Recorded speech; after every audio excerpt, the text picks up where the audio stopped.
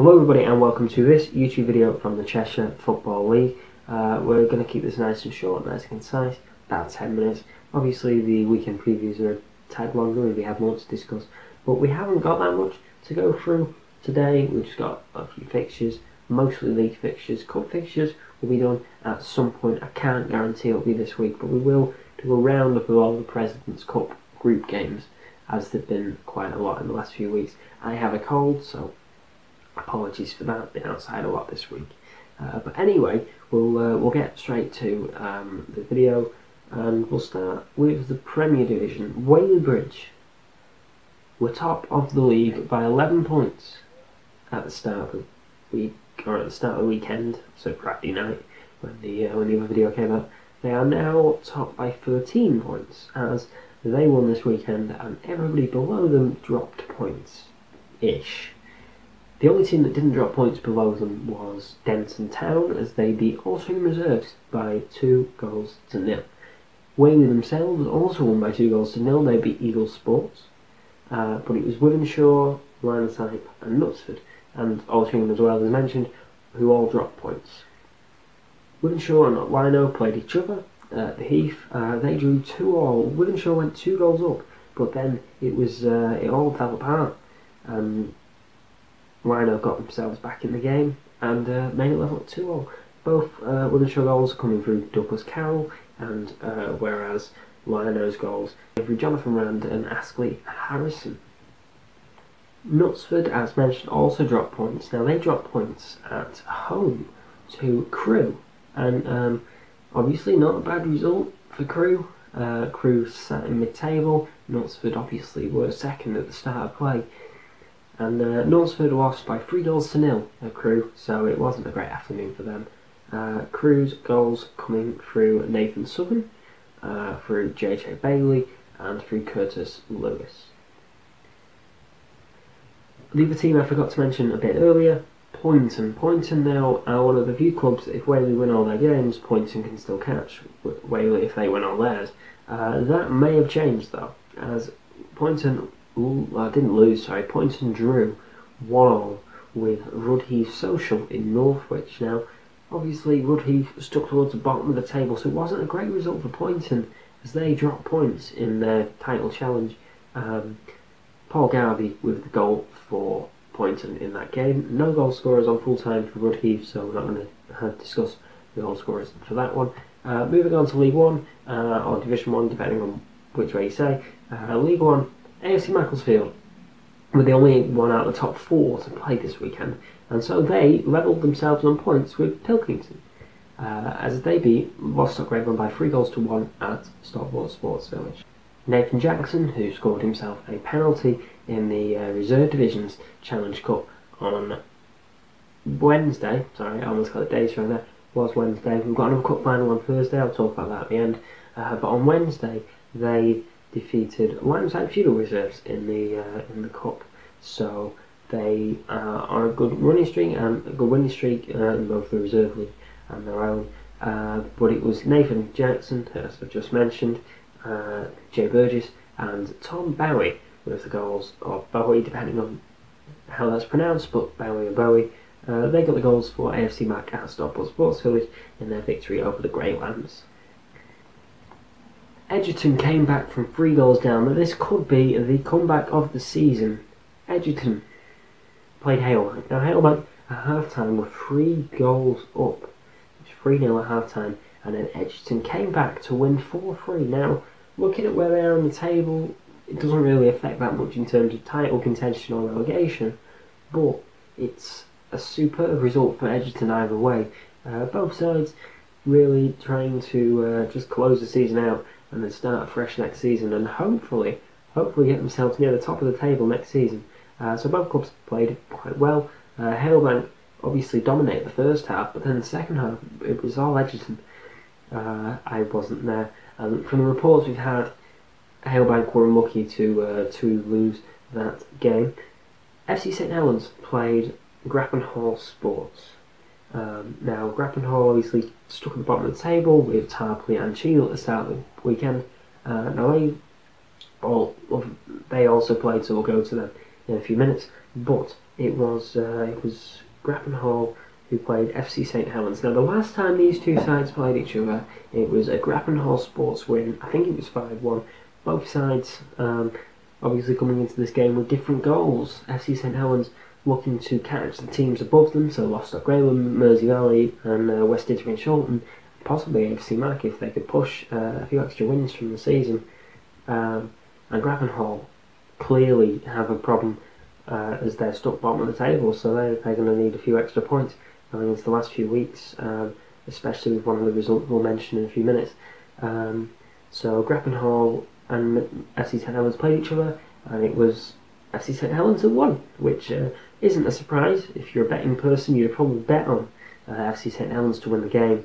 Grappenhall have been one of the shock teams when it comes to, especially in the last few months, coming into games and just taking points from teams higher in the table, and FC St Helens were one of those sides, but FC St Helens avenged their loss to Grappenhall Sports a few weeks ago. It may have been March, I can't remember. Mersey Valley defeated one of the other teams in that relegation battle, Tarpley Victoria. Now Mersey Valley moved up to 6th as they won against Tarpley Vicks. They moved up to 6th as they put Tarpley Vicks, as I said. So they won that game. They've now surpassed 40 points, and obviously that's a point in the season. You want to pass 40 points. You know you're safe from any sort of relegation battle once you pass 40 points at any point in the season, especially in League One though, as the bottom few sides are stuck in the 10 to 15 points mark. But Mersey Valley now up to 6th. They overtake Lostock Greyland, so they're doing quite well for themselves, and we'll hope to catch West Didsbury and Shorten and then AFC Mac. Hopefully they're another side in that little gap bubble in the middle of the table, so they'll be hoping to get themselves some win to finish ahead of Lostock Greyland and St Helens and West Didsbury and Shorten.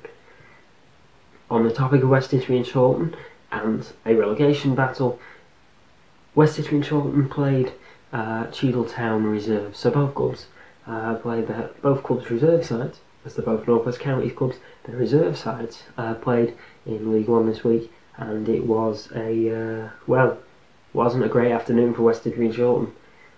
Again, if you're a betting person, you'd have probably gone West Didsbury and Shorten an easy victory, but it finished 3-0 to Cheadle Town Reserves, which means they now move themselves away.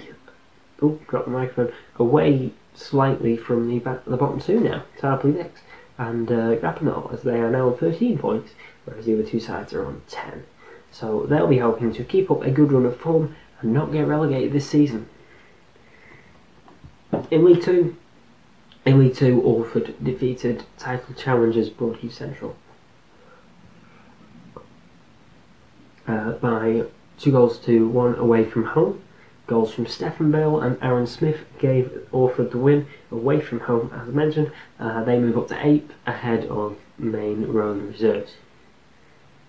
Ford Motors dropped points in their chase for the title as they fell victim to a defeat to Cuddington of all clubs. Cuddington stuck towards the bottom. I think they're in the bottom 3 still, with Sandbach United and Barnton reserves.